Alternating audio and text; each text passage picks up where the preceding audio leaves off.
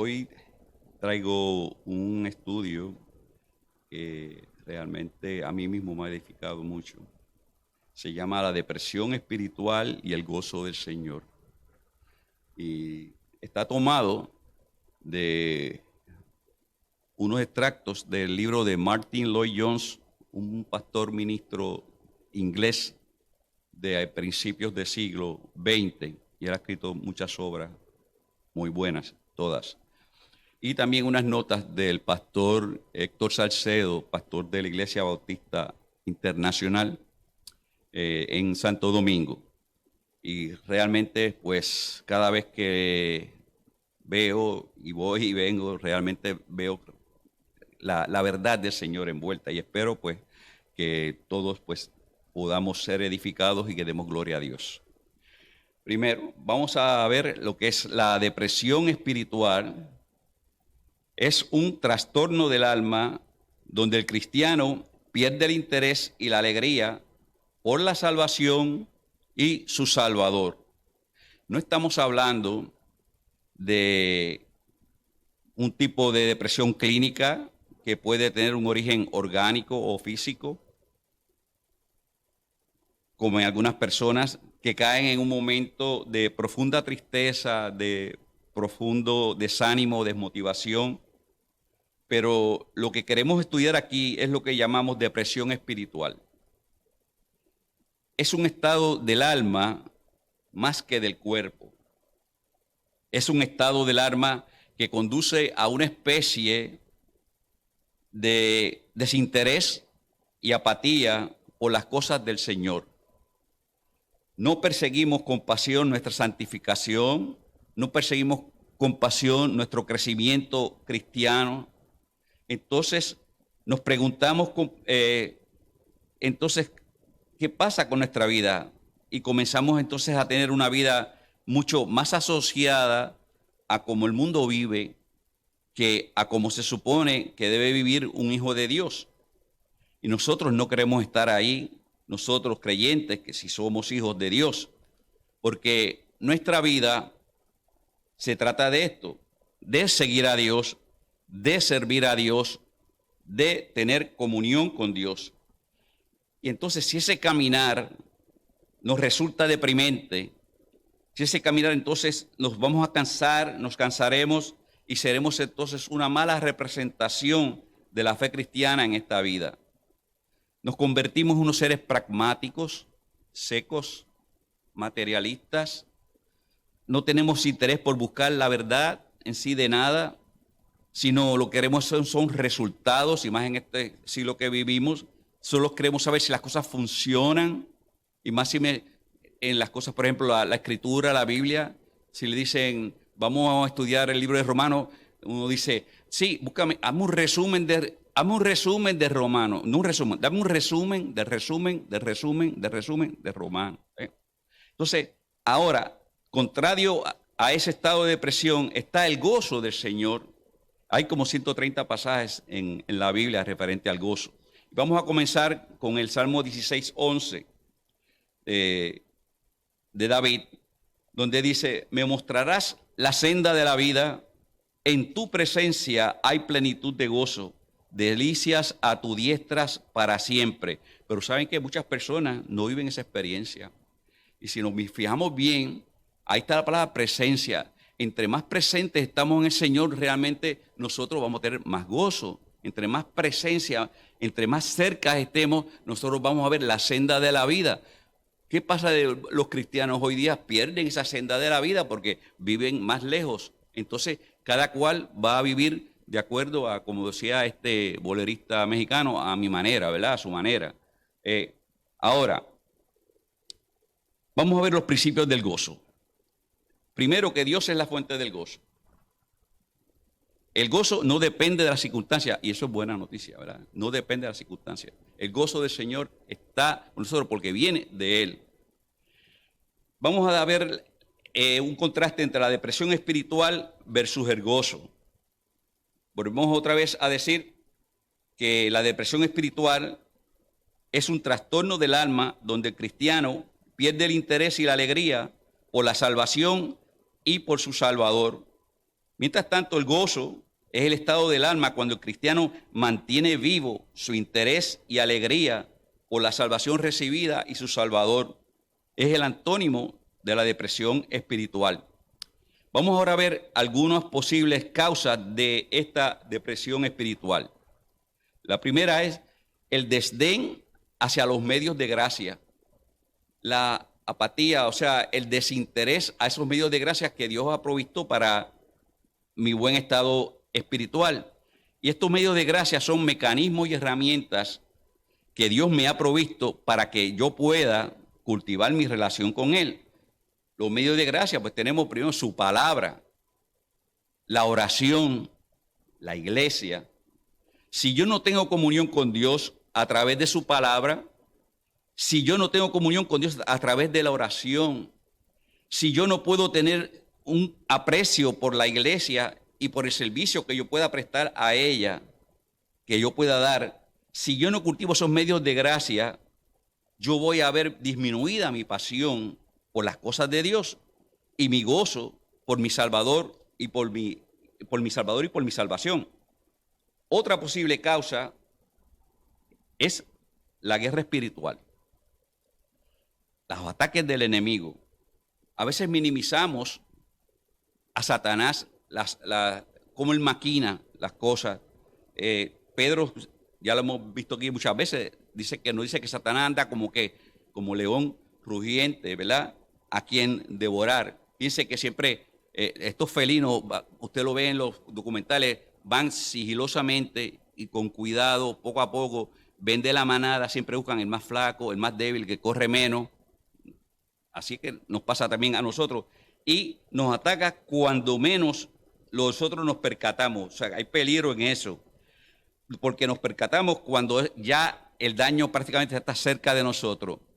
¿Y qué es lo que nos pasa? El pastor aquí lo dijo el domingo. Eso no sucede por la falta de discernimiento espiritual. Porque nosotros tenemos un librito de que esto es de Dios, esto no es de Dios, pero está el libro de Dios, ¿verdad? Está qué es de Dios, qué no es de Dios, qué es bueno, qué es malo, de acuerdo en sí a la palabra. Por eso que hace falta el discernimiento. ¿Qué vamos a hacer? Hay un tratamiento para esto. Vamos a este salmo, también de David, donde dice, ¿por qué te abates, oh alma mía, y te turbas dentro de mí? Espera en Dios, porque aún he de alabarle, salvación mía y Dios mío. ¿Qué está haciendo el salmista en ese momento? Está hablando consigo mismo. Está lidiando con una aflicción interna. Y además de Satanás, que es nuestro enemigo externo, tenemos también un enemigo que está dentro de nosotros, y de ese que está hablando David, que es nuestra propia inclinación al desánimo, al desdén, a la frialdad espiritual. Nuestra naturaleza carnal nos aparta de Dios. David estaba hablando a su yo interno para doblegarlo y dirigirlo para poder adorar a Dios. Donde tenemos un problema, estamos pasando una aflicción y uno le podrán decir, uno es loco, ¿verdad? Pero yo puedo decir un momentito, espérate, Edward. ¿Qué es lo que está sucediendo? Déjame ir en oración al Señor. Déjame ver qué está pasando. No dejarme ir por las circunstancias, porque realmente Dios está por encima de las circunstancias. David estaba hablando con su yo interno para doblegarlo, para poder adorar a Dios. Tenemos que ver esa realidad en nuestro ser sobre la lucha entre la carne y el espíritu. Siempre vamos a tener esa lucha de la carne y el espíritu hasta que el Señor nos revista de su poder. Nosotros cuando vinimos al Señor, nosotros éramos bien malos, ¿verdad? Y después que nos convertimos, ¿saben qué? Seguimos siendo bien malos. Porque la carne sigue aquí con nosotros. Por eso que Pablo decía, para mí la muerte es ganancia, porque dejamos este estuche, que es el que nos lleva al pecado muchas veces. La carne nunca busca las cosas de Dios, sino que busca lo que nos entretiene, lo que nos aparta hacia lo mundano. Y cuando a veces aquí he hablado mundano, muchas personas dicen, bueno, porque para mí mundano es esto, esto y esto, o esto y otro. Pero, ¿qué dice el Señor? ¿Qué dice el Señor? La carne nunca busca las cosas de Dios. Dijo una vez aquí, la carne nunca le va a decir, ay, qué bueno, viene el viernes, voy para los estudios bíblicos del pastor. No, la carne no va a decir eso.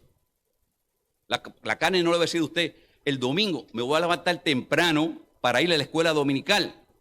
No, ¿qué le dice la carne? Chacho, quédate una horita más, quédate durmiendo, eso nada.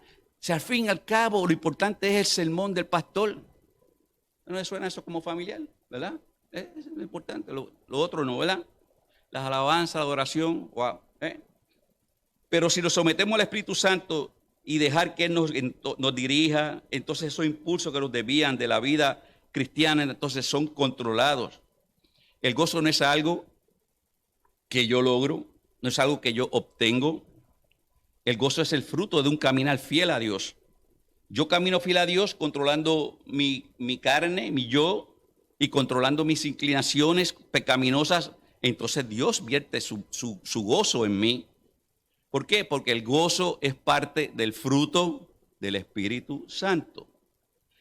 Y si yo camino con el Espíritu, y si ese Espíritu Santo que está dentro de mí está regocijado, no contristado, porque el Espíritu Santo se contrista.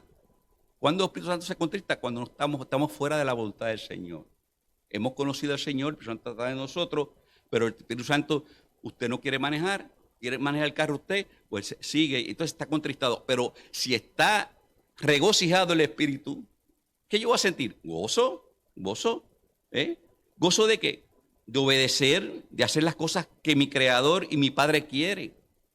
Ahora, ¿de dónde parte el fundamento del gozo cristiano? Veamos en la palabra Lucas, capítulo 2, versos 10 y 11, cuando el ángel se le aparece a los pastores.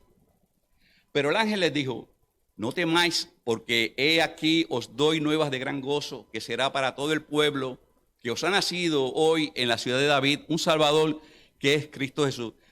Mi hermano, esta es la noticia más grande que le puede haber sucedido a toda la humanidad realmente.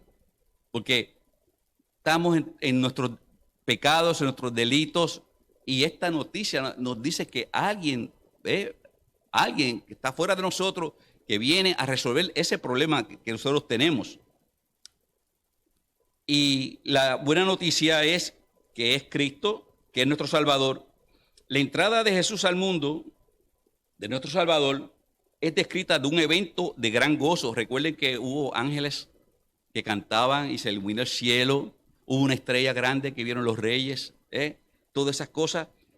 A lo largo del ministerio de Jesús, Él hizo descripciones de esa realidad, de esa buena nueva, de que su venida al mundo sería un motivo de gran gozo para aquellos que entendían lo que esto implicaba.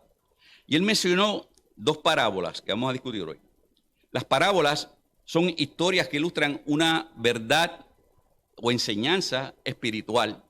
Y parábola es una palabra compuesta, parábola, no es una bola parada al otro, no. Es cuando usted coloca una ilustración y la explicación. Esto significa esto otro. Esa es una parábola. Y hay 38 parábolas, creo que en el Nuevo Testamento. En Mateo hay 13, hay diversas parábolas, las cuales comienzan, en este caso, con el reino de los cielos semejante a, el cielo de los cielos semejante a. Cuando el Señor Jesucristo comenzaba a decir el reino de los cielos semejante a, significa que la parábola iba a ilustrar un aspecto del reino. No iba a describir el reino de los cielos por completo, sino solamente una parte. Y en Mateo 13, 44, 46 hay dos parábolas muy parecidas una de la otra. Y veamos, la primera es el tesoro escondido. Dice, además el reino de los cielos es semejante a un tesoro escondido en un campo, el cual un hombre halla y lo esconde de nuevo, y gozoso por ello se va y vende todo lo que tiene y compra aquel campo. El otro es la perla de gran precio. También el reino de los cielos es semejante a un mercader que busca buenas perlas, que habiendo hallado una perla preciosa, fue y vendió todo lo que tenía y la compró. ¿En qué consiste la intención de Dios aquí? Veamos, hay 4 aspectos que sobresalen aquí. Veamos aquí, que es el hallazgo en sí de ese tesoro, que vamos a ver que es el Evangelio. Primero, hay 2 tipos de personas. Uno que encuentra un tesoro sin estarlo buscando, y otro que encuentra una perla de gran precio mientras estaba buscando perla. El tesoro claramente es el Evangelio. El tesoro es las buenas nuevas de gran gozo. Es la venida de Jesús y el anuncio que en él hay perdón para los hombres y que hay un camino para acercarse a Dios. El que encuentra el tesoro, en el primer caso, sin estarlo buscando, representa a la gente que va por el mundo, va por la vida y no está buscando a Dios, y de repente se encuentra de alguna manera el Evangelio y se da cuenta que es un tesoro. Una persona, a lo mejor le dieron un tratadito, o una persona que tenía algún conflicto, alguna circunstancia, alguna experiencia, y alguien le habló y aprovechó el momento y le habló del Señor, o lo invitaron a la iglesia, ¿verdad? O oyó un sermón del pastor en internet. No estaba buscando, pero de momento lo encontró. Ese es el primer caso. El otro era un mercader de perlas y en su búsqueda encontró una perla de gran precio. Eso hace alusión a gente que va por la vida buscando respuestas trascendentes. ¿Por qué yo estoy aquí? ¿Cuál es el motivo? ¿Cuál es el propósito? Yo nací en tal sitio, nací en Puerto Rico y ahora estoy aquí. ¿Para dónde voy? ¿Verdad? ¿De dónde vengo? ¿Hacia dónde iré? Pregunta. Está buscando verdades. Y encuentra respuesta en el Evangelio. Y esa es la perla de gran precio que encuentra. No sé si a ustedes les pasa, pero desde que yo conocí al Señor, o sea, todo cambia. O sea, realmente le cambia a uno la cosmovisión de cómo uno ve las cosas diferentes de otra manera. Y aparte que uno descansa en ese perdón tan divino, porque cuando venimos a este mundo muchas veces nos comportamos y creemos como que somos los mejores de los mejores, porque yo no hago cosas malas, no veo la guardia, ni tiro piedra, pues creo que, pero realmente más que eso, ¿verdad? El segundo aspecto, que ambos reconocen el valor del encontrado.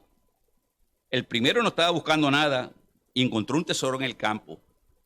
Lo escondió para que nadie lo tomara. Ese evento es porque él encontró algo que aprecia. Yo quiero que esto sea mío, ¿verdad? Lo vendió todo para comprar ese campo, pero dice que lo hizo con alegría. Y no vayan pensando ya lo vendió todo. Ya le voy a contestar qué quiere decir eso, ¿sabes? El segundo caso no menciona la palabra alegría, el de las perlas, pero está implícito, porque si tú eres un mercader de perlas y encuentras una perla de gran valor, ¿cómo te vas a sentir? Alegre, gozoso. En ambos casos hay alegría, hay gozo por haber encontrado algo de valor, algo apreciable. Y es lo que nos está pasando, yo diría que hace tiempo, muchas veces las iglesias cada día están decayendo en temas sociales, psicológicos, motivacionales, y se olvida de la gran precio de la salvación realmente. Y eso realmente tenemos que capturarlo de nuevo. Tercero aspecto, lo venden todo para adquirir lo encontrado. En ambas parábolas, la persona vende todo lo que tenían para adquirir lo encontrado. Fíjense que hay un dejar. Cuando usted encuentra esto, cuando usted encuentra el Evangelio, hay un dejar. Ahora, el reino de los cielos, ¿por qué? Porque ahora el reino de los cielos para mí es lo más importante. Hay ciertas cosas que tengo que dejar. Ahora, y aquí contesto lo que estaban pensando. O sea, esto no significa que tengamos que vender todo para entonces venir a la iglesia y vivir de cierta forma. No. Lo que significa es que el Evangelio debe ser lo más importante para los hijos de Dios. Que se dé cuenta la persona del precio y el valor que esto tiene y que esté dispuesto a dejarlo todo por abrazar el Evangelio con todo su corazón. ¿Qué implica dejarlo todo? ¿Qué implica? Esto implica que hay que hacer cambios en nuestras vidas. Y para eso nunca es tarde. Para vivir entonces con adecuación, o sea, para vivir adecuadamente conforme al Evangelio. En otras palabras, el problema que se tiene hoy día es que las prioridades están invertidas.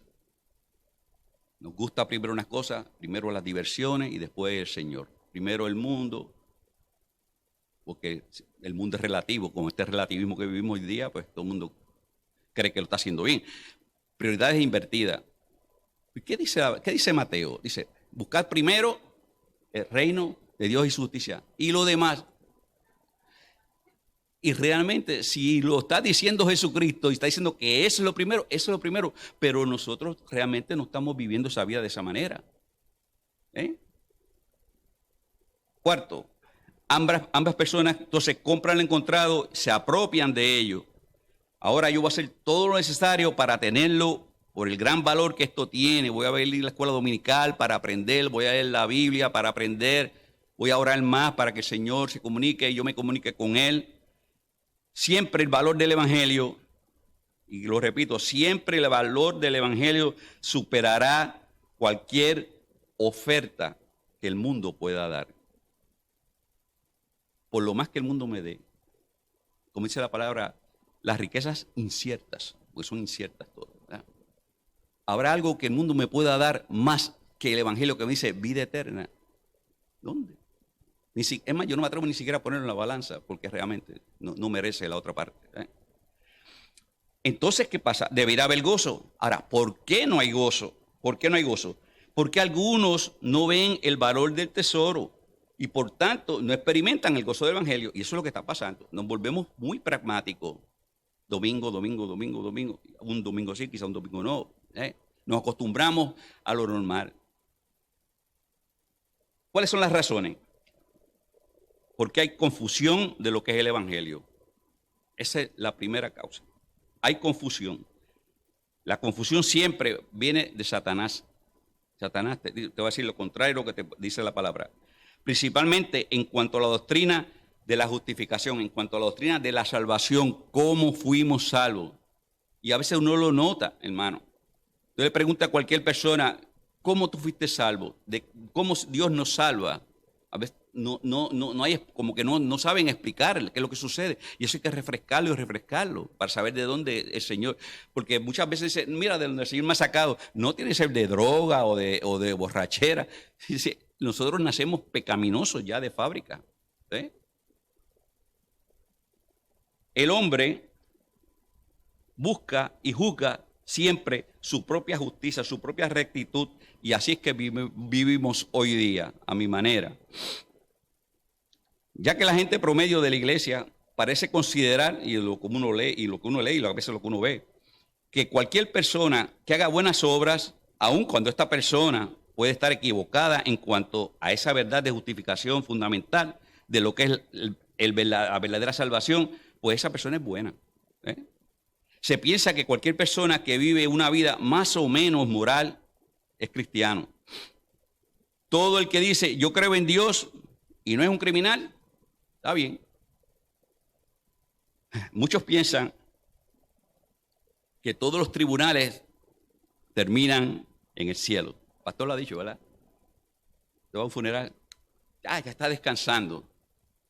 Tenemos que cuidarnos, el pastor nos advierte de eso, que no está descansando.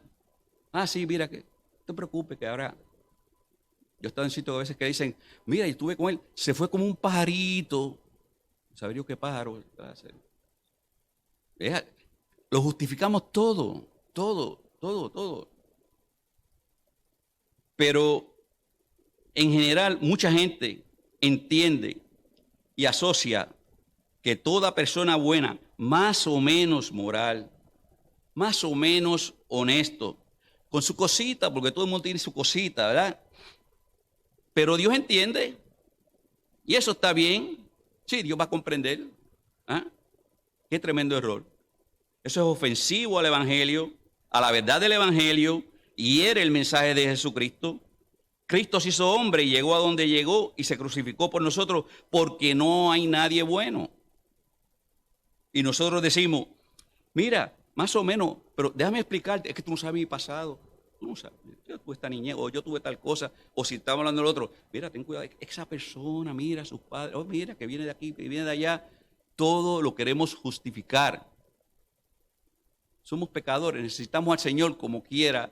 Los que han tenido problemas y los que no tienen problemas, como quiera. Nuestro primer problema, y el pastor lo dice muchas veces aquí, es el pecado del hombre. Y si tratamos de explicar las cosas, tú sabes lo que pasa, esta persona no va a la iglesia porque los problemas que tiene en la casa. Si es así el asunto, ¿para qué Cristo vino y se crucificó? Pensamos que podemos tener un tránsito, un camino más sencillo, más o menos hacia Dios, lo pavimentamos a nuestra manera. ¿Ves? Todos los caminos en vez de a Roma van al Señor. No, no es así. Es la palabra. Y nadie viene al Padre si no es por mí. Es en esa confusión de cómo somos salvos, de cómo es la salvación. Hay mucha gente que cree que es salva y no lo es. Y no tiene el gozo del evangelio. Y tú lo puedes ver a veces en sus propias caras. Y no lo experimenta porque no tiene a Cristo en su corazón. Porque no hay una comprensión cabal sobre lo que significa el evangelio, sobre lo que significa la justificación, lo que significa que Dios me declaró justo sin yo serlo. Vamos ahora a hablar más adentro. La justificación necesitaría otro estudio completo, pero voy a tocar por encima, ¿verdad? Vamos a ver este verso de Romanos 3, 27, 28. Cuando dice aquí, ¿dónde está la jactancia? En otras palabras, ¿de qué te la vienes a echar? O sea, que tú crees que tú tienes tu propio camino, tú tienes tu propia licencia para hacer lo que tú haces. Dice, no, eso queda excluido. ¿Por cuál ley? ¿Por las obras? O sea, tú te vienes portando bien. ¿Ah? ¿Crees que está eso bien? No, sino por la ley de la fe. ¿Pero la fe en qué? Concluimos, pues que el hombre es justificado por fe en el Señor, obviamente, sin las obras de la ley. Tenía unos puntitos aquí. Ese verso dice, puesto que el poder de la salvación está solamente en la cruz de Cristo, el hombre no tiene ningún motivo alguno para felicitarte a sí mismo. Yo soy bueno. Una persona puede ser moral en lo exterior y no ser salva. El hombre siempre anda buscando una salvación que se ajuste a sus propios términos y no a los términos de Dios. Y eso es lo que está pasando hoy día. Y si no lo busca el hombre, lo buscan entonces ciertas iglesias, ciertos llamados pastores, buscan algo atractivo para atraer a la gente. Si no entiendo cabalmente el evangelio, no lo voy a poder atesorar como corresponde, pero para entender el evangelio hay que venir a la iglesia, hay que venir a la escuela dominical, hay que leer la palabra, hay que oír buenos testimonios, buenos sermones. Referente a esto, ningún hombre puede estar bien delante de Dios por las cosas que haga, y ese hecho implica que nosotros, a los ojos de Dios, todos estamos descalificados para cumplir la ley de Dios. Si hoy tú te propones y haces una firme determinación, una semana, determina una semana, de que tú no vas a pecar ni de acción, ni de pensamiento, ni de motivación, ni de omisión, que es pudiendo ser lo bueno y no hacerlo, que es pecado también. Tú no puedes, yo no puedo, porque en un momento vamos a fallar. En algún sitio vamos a fallar. De alguna forma, yo voy a querer hacer algo que no corresponde, y por otro lado, voy a no hacer aquello que corresponde, que es el problema, ¿verdad?, que nos narra Pablo, porque es muy difícil amar a Dios con toda mi mente, con todo mi corazón, con toda mi fuerza, versus todo lo que el mundo me puede ofrecer. Y eso es lo que está sucediendo. Yo no puedo amar más esto porque pierdo esto de acá. Otra vez, vamos a buscar el reino de Dios, su justicia primero. Esta oferta es mucho más. Entonces, si realmente estamos descalificados, no podemos cumplir, de hecho, la ley de Dios es una ley santa porque proviene de Él. Cuando hablo de Él, puedo hablar de los 10 mandamientos o de toda la voluntad del Señor. Es santa porque proviene de Dios. Es justa porque acusa al pecador.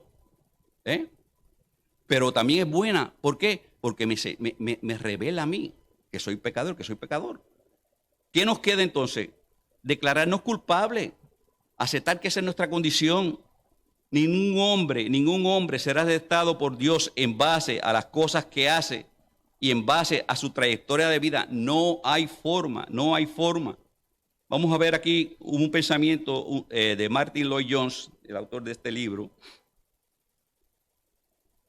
Lo primero que debemos reconocer con absoluta claridad es nuestra pecaminosidad.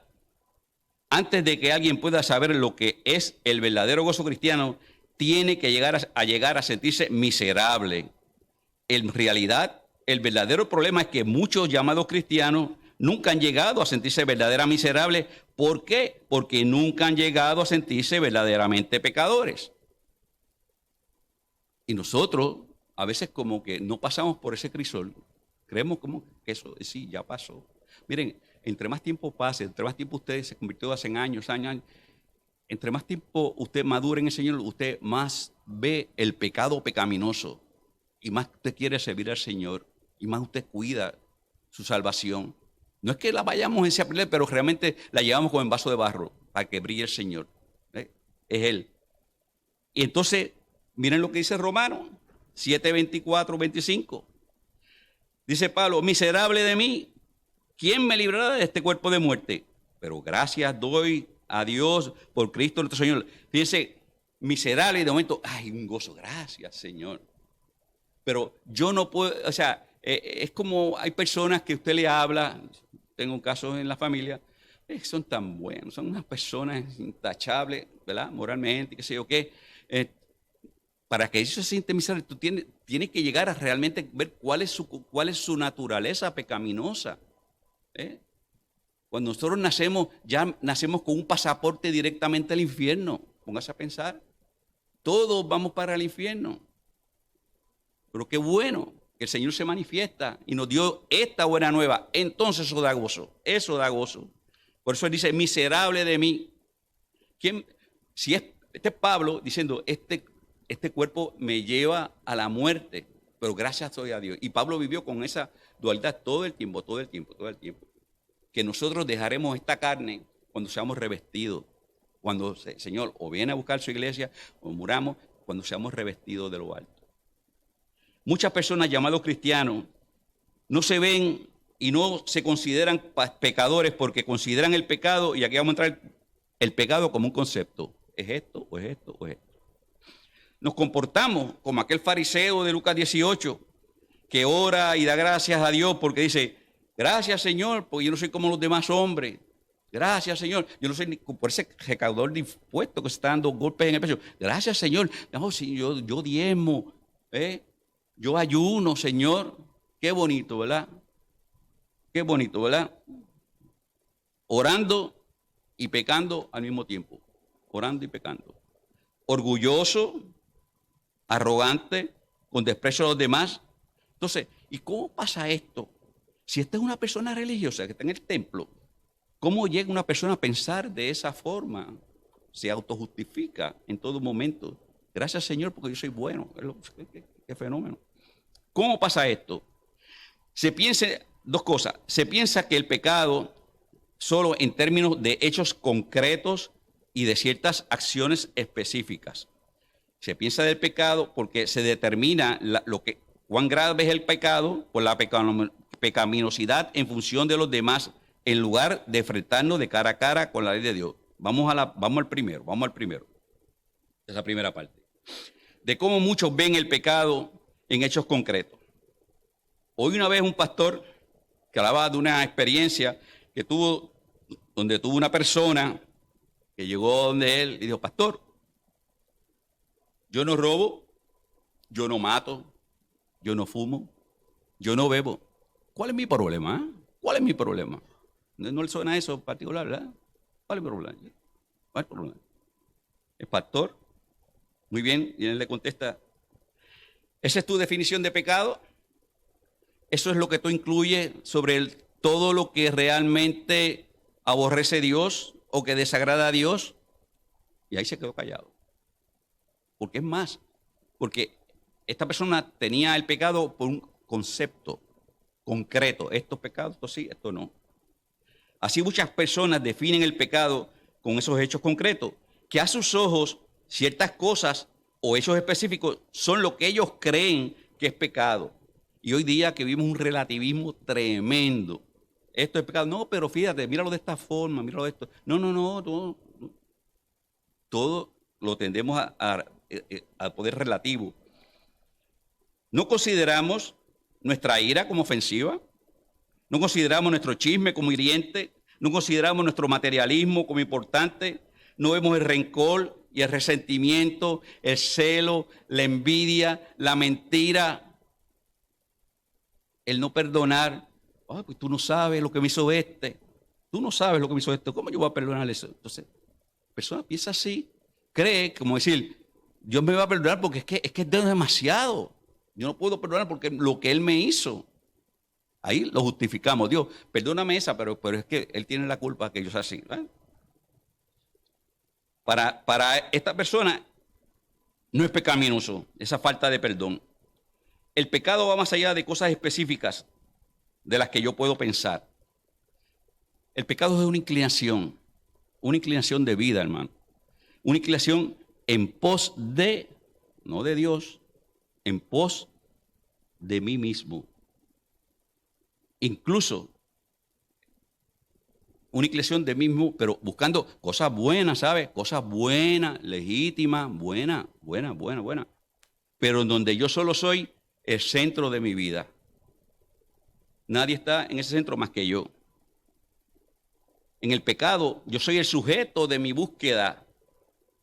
Y el propósito de mi vida, ¿verdad? Según esta persona, es mi satisfacción. Eso es el pecado. El propósito de mi vida en esta vida es mi satisfacción. Sana, ¿sabes? No te equivoques. Sana, satisfacción sana, pero soy yo. Eso se llama autojustificación. Eso, con mayor intensidad y perversión, degenera a los hombres. En vez de la búsqueda de mi satisfacción sin que Dios está, dice el pecado, ¿verdad? Pecado es la búsqueda de mi satisfacción sin que Dios está en la ecuación. Eso pega, ¿verdad? La búsqueda de mi satisfacción sin que Dios está en la ecuación. Como debiera estar en el centro de mi vida. Como a veces yo he contado otras veces, en Puerto Rico yo veía unos bumper stickers que decían, Jesucristo es mi copiloto. Y dame, qué cristiano es ese. Pero tú sigues guiando. Lo tengo ahí por si acaso. Por eso, y hay personas que pueden hacer cosas sanas, pero realmente es Él. No está dentro de la voluntad del Señor. Lo segundo, vamos a lo segundo. Cuando nos comparamos nuestra pecaminosidad en función a los demás y no en función de la ley de Dios. Cuando nos comparamos con Jesucristo, nadie del grado. Por cuanto todos pecaron y están destituidos de la gloria de Dios. Y es bien interesante ese verso, ¿saben por qué? Está en un presente perfecto. Porque dicen, están destituidos y estarán siempre destituidos. Y lo puedo parafrasear. Por cuanto todos pecaron, están pecando y seguirán pecando, y fueron destituidos, están destituidos y serán destituidos. Cuando uno le ve eso, no necesita, claro que se siente miserable, necesita un Salvador. Como decía aquel filósofo y mexicano, y ahora ¿quién podrá ayudarme, verdad? No, eso no. Borra eso. El que se reconoce como pecador, cuando encuentra la perla de gran precio, que es el Evangelio, cuando encuentra el tesoro de la buena noticia, que es que en Cristo tenemos perdón y redención, entonces saltamos de alegría y se produce el gozo del Señor. Eso fue lo que el ángel anunció a los pastores. Os doy nuevas de gran gozo. ¿Cuáles son? Que os ha nacido hoy un Salvador, que es Cristo el Señor. Quiero una nota que tengo aquí, antes de seguir adelante. Saqué de Romanos 3, 20, 23, donde Pablo dice aquí, Pablo declara el veredicto de Dios sobre la humanidad caída y no arrepentida. Él dice, el hombre pecador es irremediablemente incapaz de hacer la voluntad de Dios. Es una de las cosas que tenemos que tener. Nosotros no somos capaces de hacer la voluntad de Dios. Ni el hombre tiene la capacidad ni la inclinación de obedecer perfectamente a Dios. Bajo la ley no puede haber otra sentencia que la de ¿qué? La de muerte. Porque un simple ser humano no puede establecer una relación correcta con un Dios que es perfectamente santo, infinito y poderoso. La justicia de Dios por medio de la fe en Jesucristo es para todo importante. Los que creen. Esa es la responsabilidad, está siempre en nuestra parte. Los que creen. Y como no es que yo crea por creer. Yo tengo que dar frutos de esa creencia. Frutos de arrepentimiento de lo que hay dentro de mí. Esa justicia es una justicia que tú no mereces, porque Él simplemente te declara justo. Cuando tú te conviertes, con lo aceptas como tu Salvador, Él te declara justo. Tú no la mereces, tú no la mereces. Tú no lo logras, tú tampoco la ganas, tú no la trabajas.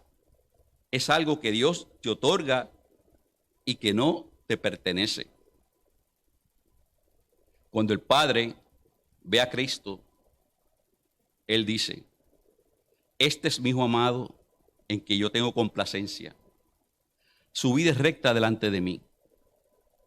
Y esa vida recta, hermano, se la regala Dios a aquellos que ponen su fe en su Hijo Jesucristo. El Evangelio es tan sencillo que es difícil de entender. Porque, o sea, hasta si usted no se pone realmente a qué es lo que Dios me quiere hablar con todo esto. Entonces, Dios ahora te dice, tú eres justo, no por ti, sino por la justicia de mi Hijo Santo. Pero yo te he regalado por gracia, de gratis. Dios nos otorga esa salvación y es un regalo. ¿Qué pasa? Si yo le doy un regalo a usted y usted no lo coge, el regalo no es regalo, me es devuelto porque no era regalado para usted, usted no lo obedeció, usted usted no lo cogió siendo de gratis. Hay una parte que nosotros tenemos que hacer siempre, y esa parte que nosotros tenemos que hacer es creer y creer de corazón. Y si nosotros hemos creído, tenemos que confirmar con nuestros actos y con nuestro testimonio diario, nuestro diario vivir. Hay una parte, siempre, la salvación es por fe en el Hijo de Dios, el que pagó en la cruz nuestros pecados. Pero yo tengo que aceptarlo. Yo dije una vez, en Éxodo, recuerden, en ese primer día de Pascua, había que matar un cordero y derramar la sangre en una cubeta y con un hisopo, Moisés le había dicho, cojan los dinteles y los postes de sus casas y los pintan con sangre. Esa noche va a venir un juicio del ángel de la muerte. Donde yo vea la sangre, yo no entro allá adentro y no mato a nadie. ¿Qué pasaría? Y no pasó, ¿verdad? Nadie murió. Pero ¿qué hubiese pasado si me dijeron, mira, tú tienes que buscar un cordero y tienes que matarlo y la sangre y hacer esto? Si yo no hago eso, ¿ve? Hay una parte, hay una responsabilidad de nosotros. No es por obra, pero me están diciendo, hay algo que hay que aceptar. Hay que creer, hay que depositar nuestra confianza en algo. Entonces, cuando ponemos estas dos cosas juntas, hermano, mi profunda pecaminosidad, que realmente no merezco, nosotros merecemos el infierno. Cuando yo pongo eso y en el otro lado, la gracia de nuestro Dios de regalarnos la justicia de Cristo, si tú lo combinas, si tú lo meditas, si tú lo piensas y tú lo reflexionas, póntelo de tarea. Y si tú no estallas en gozo, pídele perdón al Señor. Realmente. Porque nos lo ha dado todo. ¿Y cómo no vamos a estallar de gozo? Pues claro. Yo era esto, este no era, pero ¿saben por qué? Qué difícil es pensar que un Dios justo, que condena el pecado, que va a mandar gente y está mandando gente al infierno todos los días. ¿Cómo un Dios justo puede ser a la misma vez misericordioso? Póngase a pensar eso. Y es el mismo, Él es juez. ¿Cómo Él puede decir, yo voy a impartir justicia, pero yo soy misericordioso? ¿Qué pasó ahí? ¿Dónde se encuentra esa justicia y esa misericordia? En la cruz.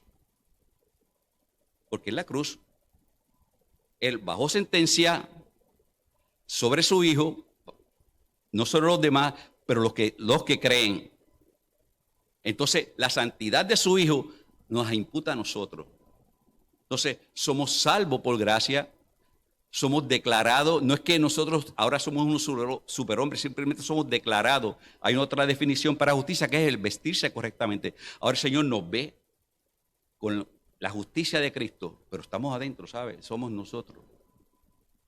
Recuerden, allí en Éxodo estaba la puerta con la sangre, pero lo que estaba allá adentro era un montón de pecadores. Increíble. Pero por la sangre no entró ahí. Lo mismo pasó en la cruz. O sea, un Dios amoroso y un Dios no dejó de ser amoroso y ni tampoco de ser justo. Él pagó con justo precio y pagará con justo precio. Porque si Dios no condena el pecado, realmente no es un Dios justo. Y decimos, ¿y la otra parte? Pues la otra parte sí es un Dios amoroso. Lo que pasa es que nadie podía cumplir. Todos nosotros fallamos, estamos destituidos, seguimos destituidos. Entonces, Él se hizo hombre en la figura de Jesucristo. Entonces, como Él era un hombre santo, Él pudo recoger los pecados de todo el mundo. Pero que, aunque Él fuera santo, tenía que recoger los pecados, pero tenía que morir para que entonces fuera la justicia completa. Porque la Biblia dice, esa alma que pecare, esa morirá.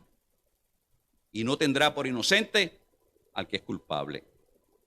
Pero qué bonito. Esa es la buena noticia. Dijo Martín Lutero, gran reformador del siglo XVI, esto me encanta: me miré a mí mismo y vi imposible salvarme. Miré a Cristo y vi imposible perderme. Lo repito, ¿verdad? Me miré a mí mismo y vi imposible salvarme. Miré a Cristo y vi imposible perderme. Eso da gozo. Eso nos da un gozo tremendo, tremendo. Por eso, hermano, yo sé a dónde yo voy cuando yo parta de este mundo. A partir de este mundo, cuando yo salga, ya sea de la manera que muera o que el Señor venga a buscar su iglesia, yo estoy seguro que voy a la presencia del Señor.